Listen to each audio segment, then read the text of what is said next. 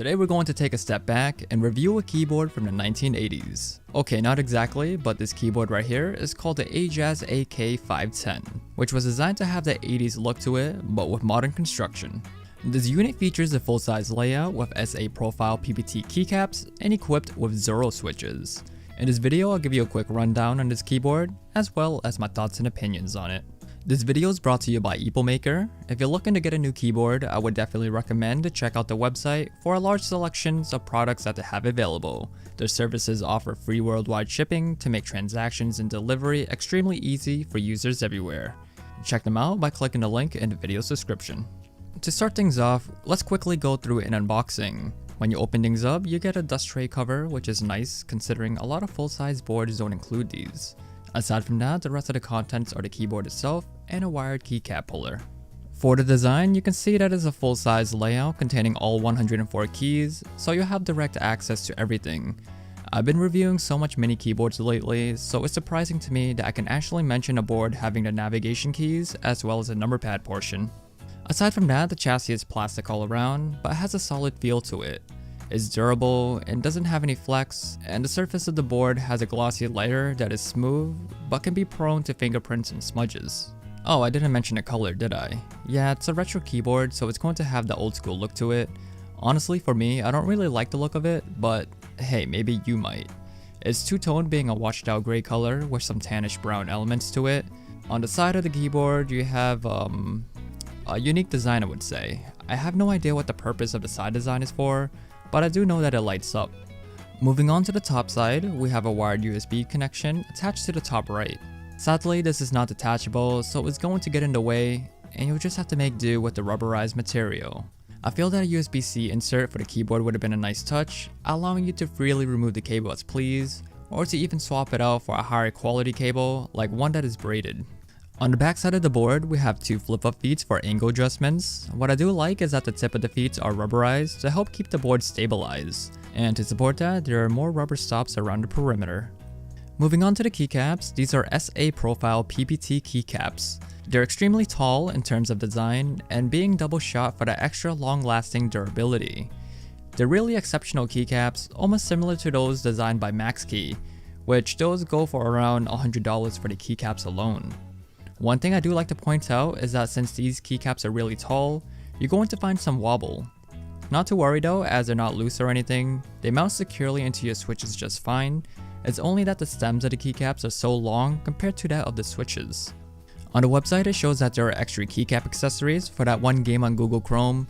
You know, the one game where you don't have access to the internet and you're playing as that dinosaur that jumps over the cactus? I'm not sure if this is supposed to come included or not, or if it's strictly for a different model, but I would have enjoyed having this on this build after seeing it from the picture.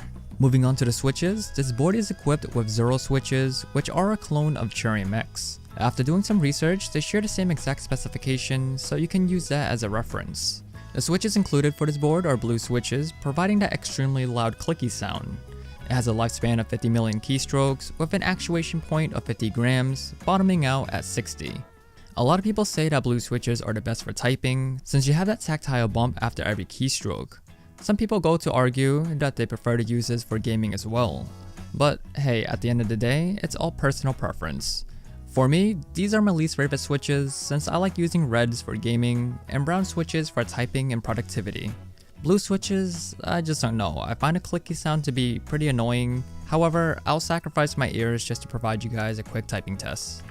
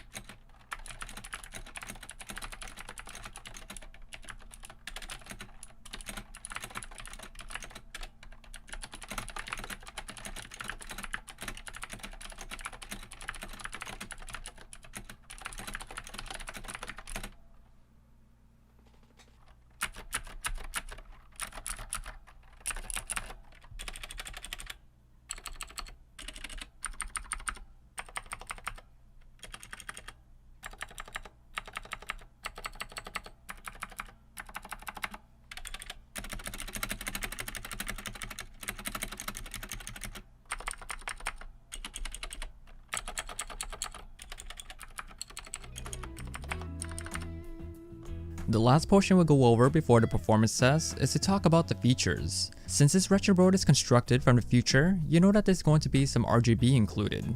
You have your choice of 10 backlit RGB modes. The rest are common features that most modern boards include, such as anti-ghosting and N-key rollover for those elite typists. There's also macro editing, and lastly, Windows shielding. For other features and demonstrations, you can look into the manual to learn more. Now for the performance aspects, there's not much to showcase aside from me using it for the Osu video game.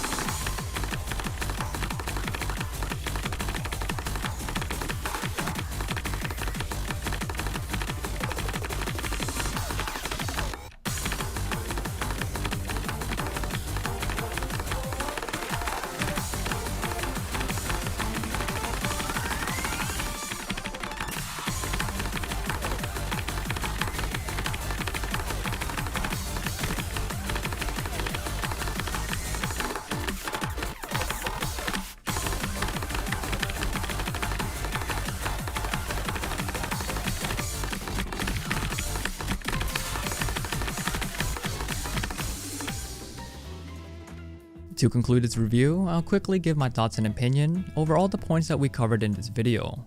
Although I don't personally like the design, they did a great job at achieving that retro look from the 80s. The build quality is fantastic, it's durable and sturdy all around, the switches perform as good as a Cherry counterpart, and the backlit RGB is displayed vividly throughout the keyboard. It contains all the main features you would need in a keyboard, and coming in at $69 on Epo's website, this is going to be much cheaper than you would find anywhere else. I'll leave a link in the video's description if you're interested in picking one up yourself, or if you want to browse their website for other keyboards they have available. I'd like to thank you for making it to the end of this review. It's not often that we get to review a full-size keyboard, especially if one that has a vintage design to it. Let me know what you think about this keyboard, or the review itself, and if you have any suggestions on the next keyboard you'd like to see a video on. We have our socials linked below, like our Patreon if you wish to support our channel, or you can get connected with the community by joining our Discord. Again, thank you for watching, and I'll see you again in the next one.